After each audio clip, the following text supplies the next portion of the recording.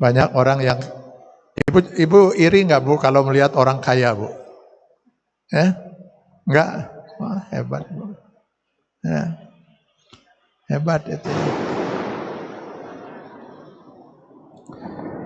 Orang kaya itu orang yang sedang dibebani amanah yang luar biasa beratnya gitu ya. Ya. Jadi kalau ibu berdoa selalu minta kaya atau minta miskin Bu?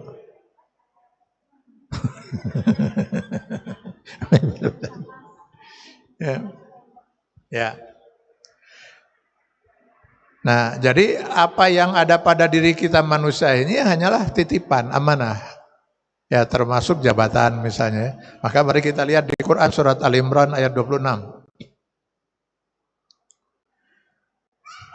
Allah berfirman, "A'udzubillahi minasyaitonir rajim, qulillahumma malikal mulk." Katakanlah, Allahumma ya Allah malikal mulk. Nah, ini ya. Mulk itu bentuk jamak plural dari malik, raja. Jadi raja-raja. Nah, Allah itu rajanya raja-raja gitu. Jadi raja di raja. Ya. Rajanya para raja-raja itu semua adalah Allah. Makanya di dalam Islam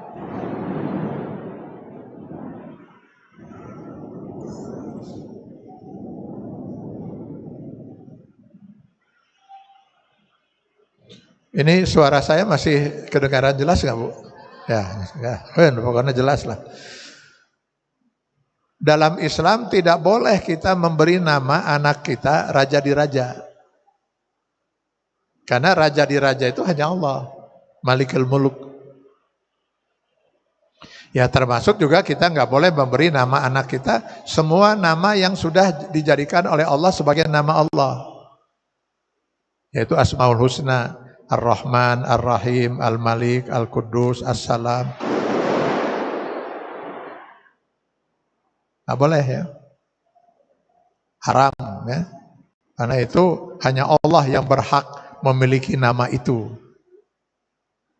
Yang boleh kita memberi nama misalnya bukan Ar-Rahman, tapi Rahman. Rahman, Rahim, Qadir, Pak Qadir, Pak Malik, silakan itu. Ya. Karena Rahman, Rahim, Malik, Kudus itu bukan nama Allah. Kalau nama Allah itu Ar-Rahman, pakai alif lam. Ya. Itu namanya dalam bahasa Arab disebut alif lam ma'rifat. Saya contohkan gini Bu ya. Ini sekaligus saya ingin mencoba meluruskan ya sesuatu yang baik, cuman kebetulan tidak tepat. Yang saya perhatikan selama ini gitu. Di banyak majelis talim sering itu saya mengoreksi itu gitu ya. Sebelum pengajian ada ibu-ibu membaca Asmaul Husna. Ya Rahman, Ya Rahim, Ya Malik, Ya Kudus, Ya Salam. Nah, lalu saya tanya, barusan sedang nyebut siapa ini? Asmaul Husna. Asmaul Husna dari mana? Yang ibu-ibu sedang sebut itu Pak Salam, terus Pak Rahman, Pak Rahim, Pak Malik. Ya gini, saya ambil contoh Bu ya. Dalam bahasa Arab misalnya kalau saya menyebut nama kata masjid atau ya masjid sajalah yang mudah ya. Masjid artinya apa? Masjid. Masjid yang mana? Ya semua yang namanya masjid ya bisa disebut masjid. Ya itu kalau katanya hanya masjid. Tapi kalau saya masukkan alif lam sebelum kata masjid, al-masjidu, maka artinya masjid yang itu. Jadi sudah tertuju saya kepada satu masjid, sehingga tidak bisa kena kepada masjid yang lain. Alif lam itu disebut alif lam ma'rifat. Pengasih Siapa pengasih? Ya bisa si A, bisa si B, bisa si C dan sebagainya. Tapi kalau Maha Pengasih Ar-Rahim, itu hanya Allah. Maka semua nama Allah, nah silakan Ibu buka sekarang Al-Quran yang ada Asmaul Husnanya. Ada nggak bawa Ibu Al-Quran yang ada Asmaul Husnanya? Atau di HP? Ada kan di belakang itu? Tolong lihat. Semuanya pakai alif lam tidak? Pakai alif lam. Semua nama Allah harus pakai alif lam. Alif lam ma'rifat. Jadi alif lam ma'rifat. Jadi kalau kita menyebut ya Rahman, ya enggak kena Asmaul Husnanya. Ini mungkin karena lagu ya, jadi kita jadi enaknya pakai ya gitu. Padahal ya itu juga bukan Asmaul Husna, itu kan seruan saja, wahai. Ya Muhammad, wahai Muhammad. Ya Hasan, wahai Hasan gitu kan. Nah, kita menyeru, jadi kita menyerunya wahai Allah, wahai pengasih, wahai Maha Penyayang, wahai aja terus itu. Pakai ya itu. Jadi sebenarnya untuk supaya bisa mencapai alif lam dengan lagu itu, hilangkan saja ya-nya. Ar-Rahman, Ar-Rahim, Al-Malik, Al-Quddus. Itu sudah lebih kena dan memang kena Asmaul Husnanya. Ya, tanpa juga harus ya-yaan gitu. Ya, wahai, terus saya wahai 80 kali, 99 kali. Ya. Enggak apa-apa, kita salah itu enggak apa-apa kalau kita enggak sengaja melakukan kesalahan itu ya. Tapi Asmaul Husna itu harus dengan nama Allah itu harus dengan alif lam. Dan itu tidak boleh dinisbatkan kepada siapapun, pada orang lain. Boleh kita mengambil nama Allah, tapi harus diidofatkan, disandarkan kepada makhluk. Misalnya Abdullah, Abdurrahman, bagus malah itu. Abdurrahim, Abdul Quddus, Abdul Jabbar, ya. Saifur Rahman, Saifullah, itu boleh. Tapi kalau Allah, nggak boleh. Makanya kalau kita manggil nama seseorang Abdurrahman, juga sebaiknya lengkap Pak Abdurrahman. Ini kebanyakan kita kalau nyebut Pak Abdurrahman itu Pak Rahman deh. Pak Rahman, anehnya Pak Abdullah tadi sebut Pak Allah. Selalu lengkap Abdullah gitu ya. Untuk Pak Allah gitu ya. Ya. Jadi Malikul Mulk, raja di raja itu termasuk hanya untuk Allah gitu. Kenapa? Karena semua raja yang berkuasa, semua penguasa yang berkuasa, kekuasaannya itu dari Allah. Sekarang misalnya gini, Fir'aun pernah berkuasa gitu di dunia ini. Siapa yang menakdirkan Fir'aun berkuasa? Ya, Allah. Betapapun zolimnya seorang penguasa, Allah yang menakdirkan dia berkuasa. Nah, terus pertanyaannya, kenapa Allah takdirkan si zolim itu berkuasa? Maka pasti jawaban Allah, pan didinya harayang naeta. Ya itu. Allah Subhanahu wa taala itu, takdir Allah itu mengikuti semua niat dan usaha manusia. Kita persempit sekarang. Seorang ibu, atau jangan seorang sekarang, ibu sekarang berada di masjid. Ini takdir Allah bukan? Takdir Allah. Mana mungkin dalam hidup ini terjadi tanpa takdir Allah? Kenapa ibu ditakdirkan oleh Allah sekarang berada di masjid ini? Karena Allah melihat ibu berusaha untuk pergi ke masjid, maka takdirnya pasti ke masjid. Andai kata sekarang ada orang sedang berbuat maksiat di tempat maksiat, itu takdir Allah bukan? Nah, ya jadi ragu ya. Sekarang ada orang sedang berbuat maksiat di tempat maksiat, itu takdir Allah bukan? Kan mengikuti ajakan setan, ikuti ajakan setan dan sebagainya. Cuman pertanyaan saya, itu takdir Allah bukan? Takdir Allah.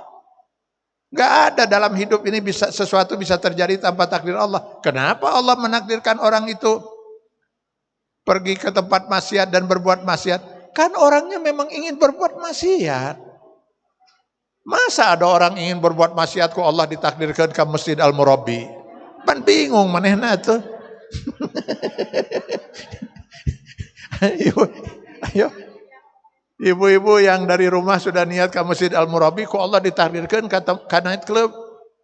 Night club harus malam ya. Kan bingung beren ibu. Nah itu jadi jamaah Murabbi jadi kararieu itu.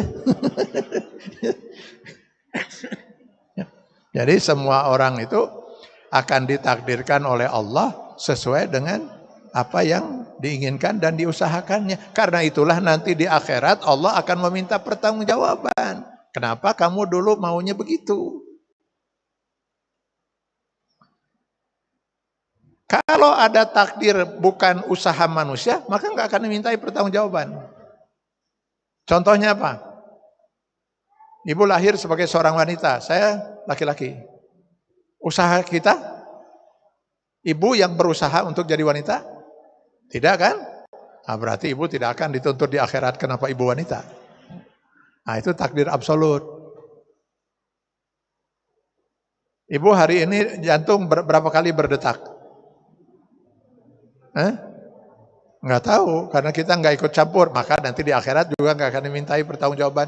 Kenapa waktu hari Senin tanggal 12 Desember jantung kamu hanya bergerak, hanya berdetak sekian? Oh nggak akan diminta.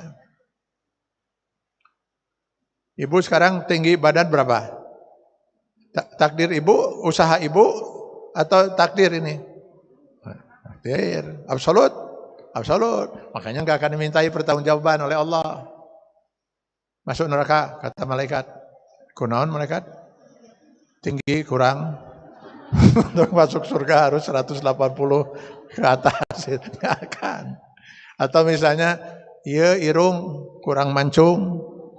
Untuk masuk surga harus mancung, atau mancung teuing masuk neraka misalnya gitu. Nggak akan itu ya, karena semua ini takdir absolut. Setiap takdir yang berdasarkan usaha pasti Allah akan pintai kita pertanggungjawaban. Nah, termasuk takdir kekuasaan itu atas usaha. Ya. Maka tu'til mulka man tasha. Kembali kita ke Al-Imran 26. Engkau berikan Allah kekuasaan pada siapa yang kau kehendaki.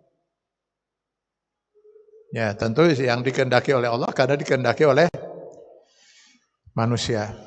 Wa tanzi'ul mulka mimman tasha, engkau cabut kekuasaan itu dari orang yang engkau kehendaki.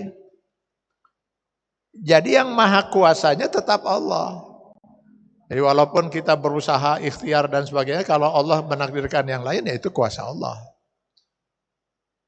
Nah, kalau dalam bahasa Arab watan zi'ung itu ada kata naza'a, mencabut dengan, ini kalau ini pohon ibu ya, ini pohon, ibu mau pindahkan ini pohon ini ke sini misalnya, ke gelas ini gitu. Terus ibu, itu pohonnya, ya mah pepohonan ya mah andai kata pohon gitu ya, pohon ini mau kita pindahkan ke sini, lalu kita pindahkan lalaunan gitu kan, kita jaga akarnya supaya ini pelan-pelan pindahin ke sini. Nah, itu bukan naza'a. Kalau naza'a mah toh dicabut gitu. Nah, itu bahasa Indonesia itu teh. Dirabut, dicabut dengan kekerasan gitu kan, dipaksa gitu. Nah, itu bahasa Indonesia itu.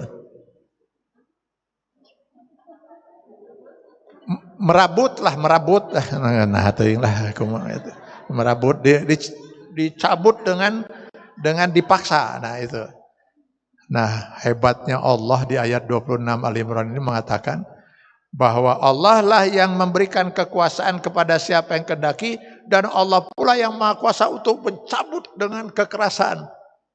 Kekuasaan itu dari siapa? Kenapa dengan bahasa dicabut dengan kekerasan? Karena setiap orang yang berkuasa gak mau kalau kekuasaannya itu jatuh, diambil. Kudu dicabut wae gitu. Rata-rata itu inginnya terus berkuasa. Maka dulu ada yang ingin seumur hidup, kan itu kita mengalami ya di Indonesia itu ya, ingin berkuasa seumur hidup. Ada yang sekarang ingin 3 periode, itu ada yang ingin berbanyak. Itu semuanya harus, makanya bahasa Allah itu harusnya dicabut itu. Nah, Allah nanti yang maha kuasa mencabutnya itu. Tapi saya katakan tadi, kalau manusianya memang ingin itu dicabut gitu kan. Kalau tidak ya nggak akan gitu. Nah, lalu wa tu'izzu man tasha, engkau agungkan, engkau muliakan orang yang kau kehendaki. Wa tuzillu man tasha, engkau hinakan orang yang kau kehendaki. Ada orang yang tadinya nggak dikenal, Pak, tiba-tiba menjadi sangat terkenal, semua orang menyanjungnya, memuliakan, dihormati dan sebagainya, dipuji-puji, dipuja-puja. Tapi hanya dalam hitungan detik, tiba-tiba manusia itu menjadi orang yang sangat luar biasa hina, kan? Ya kan? Dimaki-maki, disumpah-sumpah, gitu ya. Allah itu maha kuasa untuk membolak-balik itu semua, ya. Maka kita manusia la haula wala quwata illa billah. Jadi kenapa semua yang ada melekat pada diri kita hanya amanah saja dari Allah. Setiap saat Allah akan bisa mencabut amanah itu. Karena itu kalau kita diamanahi kekayaan misalnya kan, jadilah orang yang amanah, bisiku Allah gak dicabut deh gitu. Ini orang gak bisa diberi amanah, cabut oleh Allah kekayaan, baru dia menyesal gitu ya. Allah beri dia kesehatan, lalu dia nggak pergunakan untuk beribadah pada Allah, cabut kesehatan itu, sakit baru dia menjerit gitu ya. Nah itu makanya kita harus menjadi orang yang amanah dengan apa yang Allah amanahkan pada kita.